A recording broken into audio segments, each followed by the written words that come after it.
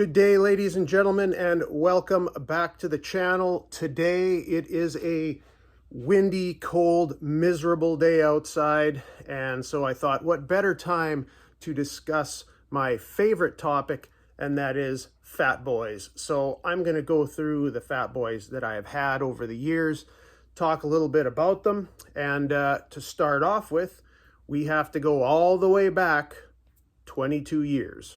So the year is 2002, October 2002 to be exact, and I had spent the last couple of summers riding a Sportster, and I had gathered enough money together that I figured I had enough to put a down payment on a brand new bike. And now if you've watched this channel, you know that watching Terminator 2 got me really interested in the Fat Boy. And also, at the time, I was a big pro wrestling fan. The Undertaker was my favorite wrestler, who was doing a biker character at the time, and he was riding a white bike. So I thought, what do I want? I'm going to combine the two, and I am going to get a white Fat Boy.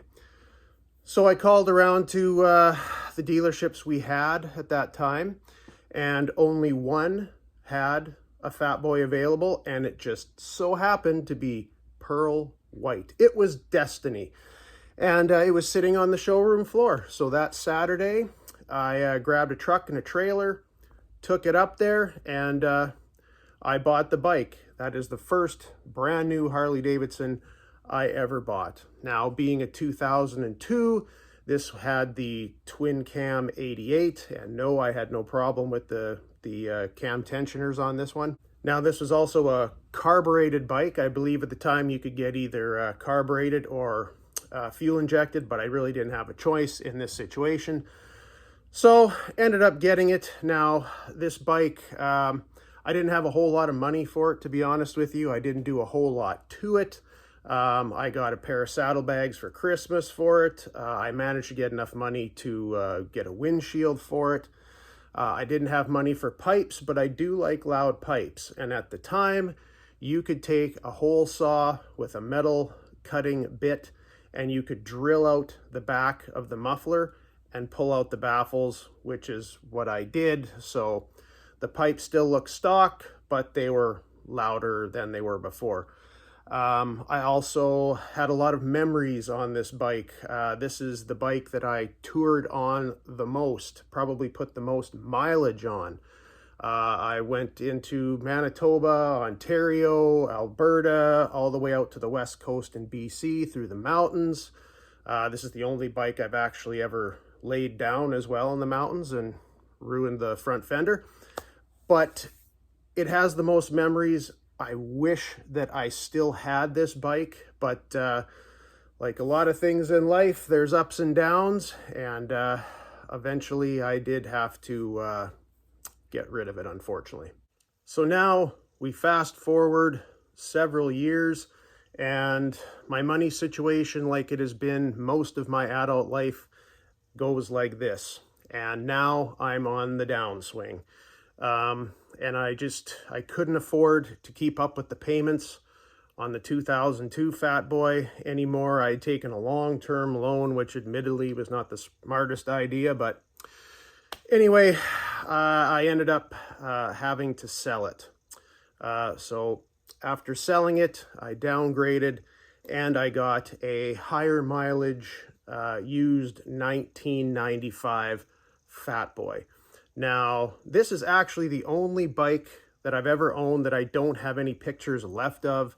I had a digital camera at the time. I downloaded them onto a computer, and that computer went, and it's been long gone. So lost in time. But anyway, this was a black Fat Boy, had the 80-inch Evo motor in it. I love the paint on this thing with the kind of the orange and red pinstriping. I love the decaling. Now, not a lot was done to this bike. It had an engine guard and some highway pegs. Other than that, it was straight piped. It had straight drag pipes on it, and that thing was loud. And I mean obnoxiously loud, and I absolutely loved it. I love that bike. I, again, wish I still had it. I did have to do a little bit of repairs on it, just like every Evo engine I have had. It had leaking rocker box covers, which are easy to repair, and it had a leaking primary. When I pulled the primary cover off to change the gasket, the primary chain tensioner shoe, which is basically just plastic, was almost split right in half. Was still holding, but had to change that. Again, not a big problem. And I kept that bike for a while until the money situation started going back up on the upswing. So as we move ahead several years, I have this Road King. Things have changed. Money's on the downswing again. I ended up selling the Road King, and I went with a used 2013 Fatboy Low. Very nice bike. It was candy orange paint, which is a very nice paint. It always shows up red in pictures for some reason, but it was orange. It had 12-inch apes on it. It had a high-flow air cleaner and a tune. It had engine guard with highway pegs, and it had Vance & Hines slash-cut slip-ons. Very nice bike, no problems with it really. It had the 103 twin cam, but out of the Fatboys I have had, this was probably, to be honest, my least favorite. And not one that I really minded getting rid of, to be honest with you. It was just, I just never really got into the look of those Fatboy Lows, as they kind of had the black and chrome setup. You could have black head pipes and a chrome muffler and things like that, a chrome engine and a black air cleaner cover. It just looked mismatched to me. They also had the satin chrome on these bikes, which I've never really liked. I like the sparkly chrome, not the dull chrome. And the 103 twin cam on it is a very good engine, but it ran hot, and I mean hot. You could sit there at a light and you could just feel it wafting. So for reasons like that, it didn't really bother me when I ended up trading it in. So again, we move forward a little while. I've now changed careers. Money situation is stable, doing well. And I figure, you know what? I need a new bike, and I need a new Fatboy. The new style of Fatboys at the time, this being 2021, and that's what I did. I ended up trading in the 2013 Fatboy Low for the Fatboy 114.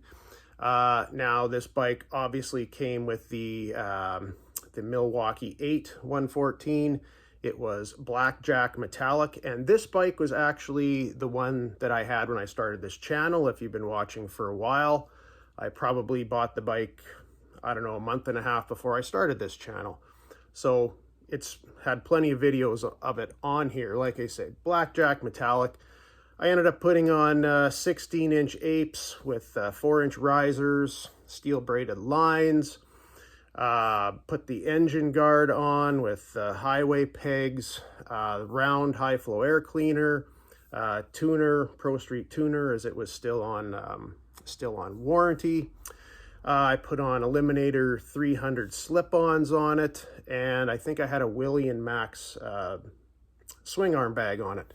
That's more or less what I did, and I only had that bike for a couple of years, and again, another one that I should have kept, which I did not. I got it in my head that I should try something different, and a couple years later, I ended up trading in that perfectly good setup Fatboy for a Lowrider S.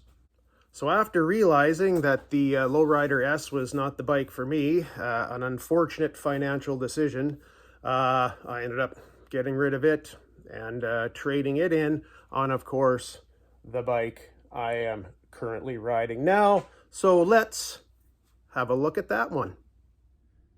Okay, folks, so this is my 2024 Fatboy. This bike is in the Vivid Black, as you can see, and I haven't done a ton to it really. I do have a detachable wind splitter 19-inch windscreen, which I do not have on it right now. We have an oil cooler guard from Emery Accessories with the chrome cover on there as well. We have LED lighting all around with the smoked lenses. We have our little Willie G decorative medallion on the gas cap. I went with a Arlen Ness high flow air cleaner on here with the Screamin' Eagle medallion on the cover as well. I have the chrome electrical covers off a 2024 Breakout. Also, I have a seat off the 2024 Breakout. It matches up the same as the Fatboy. And after riding the Breakout, I found this seat to be much more comfortable than the stock Fatboy seat. And also I like it because it keeps that low profile look of the bike.